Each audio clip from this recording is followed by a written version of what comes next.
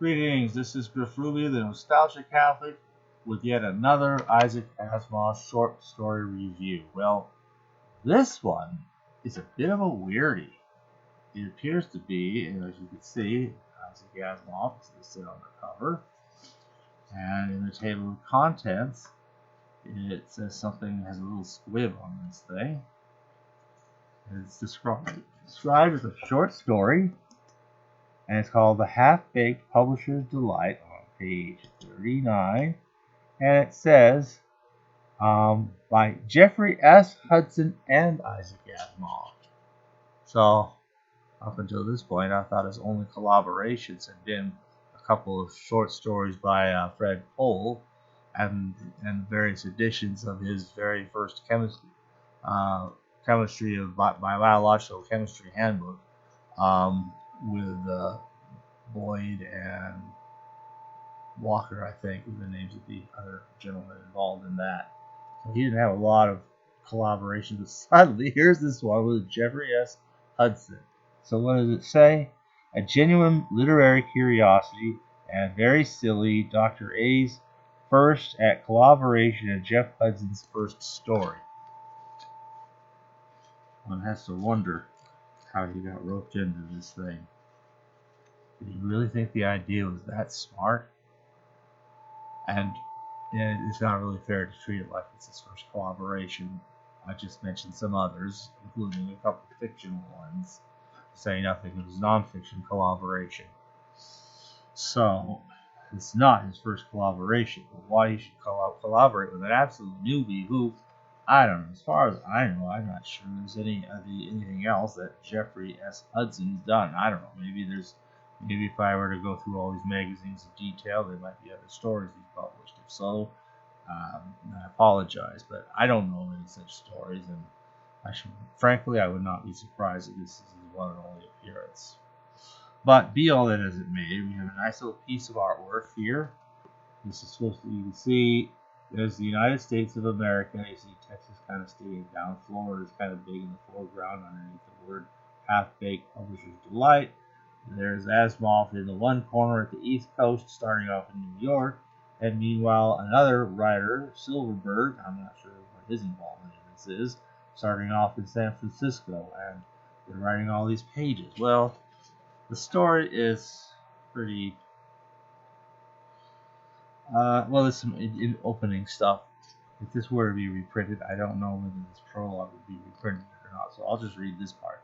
Enclosed is a short piece. Okay, Dear Isaac, this is somebody named Jim Bain. Dear Isaac, enclosed is a short piece which I thought you might find amusing. Of course, the resolution is a bit flawed, but, well, if you, Dr. A, revise the last 3 paragraphs or so, you would A, help create a genuine literary curiosity, B, nudge a true fan over the line into the ranks of published writers, and C, blow said fan's mind clean out of the window. You would also make me very happy editor. By the way, the forum piece for July Galaxy is even more perfecter than I expected. All the best, signed Jim B. Jim. Okay, here's all this stuff you sent me together with an alternate ending I made up. Perhaps you can also get Bob Silverberg to make up an alternate ending, or at the very least make sure he doesn't get mad. He didn't get mad.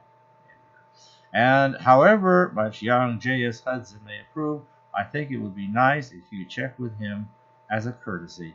Naturally, I don't expect to be paid for this. If you run it, give all the money to Hudson. Yours, signed Isaac Asimov. And then, let's see here. Dear Jeff, would you mind having your story published as a collaboration with Dr. Isaac Asimov? Best regards, Jim Ban. And you're kidding, yes. And you go errantly yours, Jeff Hudson. And that's the end of the prologue. Extra step. And then you get the story itself. And what happens? A gigantic typewriter, literally this humongous thing, just comes out of the sea somewhere in New York City, Hudson Bay, I think, someplace.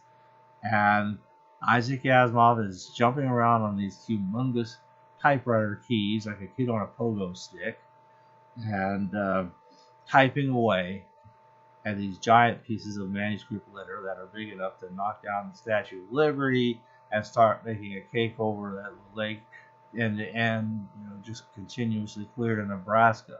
Then out in San Francisco, I don't know, A or someplace, same thing happens with Silverberg. He comes out on a typewriter. He wants to do it sort of slightly different style, but amounts to the same thing. He's bouncing around on the keys and typing away. I guess he's supposed to be another prolific author. I'm not familiar with Silverberg's career, I must confess. At any rate, they're both cranking out all these pages and pages of giant manuscript, each of them hundreds of feet tall by wide and so forth. And then they start knocking over local things, the Bay Bridge. Well, at least they didn't knock over the Golden Gate Bridge. That would be a tragedy. Except I happen to like the Bay Bridge too myself. Probably not as much as the really bridges, but and then they start kind of heading towards each other, and they meet in Nebraska. And then it kind of cuts off there and says, oh, now here's the part where I guess this is where Asimov supposedly took over. Well, the two piles of these manuscript pages meet up in Nebraska, and they start kind of going up together, and they're kind of winding themselves together into like a DNA-style double helix. Next thing you know, they start dividing and copying themselves like DNA. And next thing you know, the whole planet Earth is made out of this DNA paper shaped whatever, and maybe it'll go all the way to the moon. That, I'm sorry to say, is the story. It's other than to make this Jeffrey guy just go, who would have thought? I get to write something with Isaac Asimov. Lucky you. I don't know what other value that story has. It's there are some collections that haven't, none of the usual ones do, and I think with reasonable justification, though there isn't a few collections of some sort. I don't remember them. It really isn't worth collecting. I mean, you'd have done better putting what was it, A Woman's Heart, in wherever this is shown up. I mean, that one at least has something of a story to it. So it's kind of another low nader for Isaac. That's all I can say for it. Thanks for listening.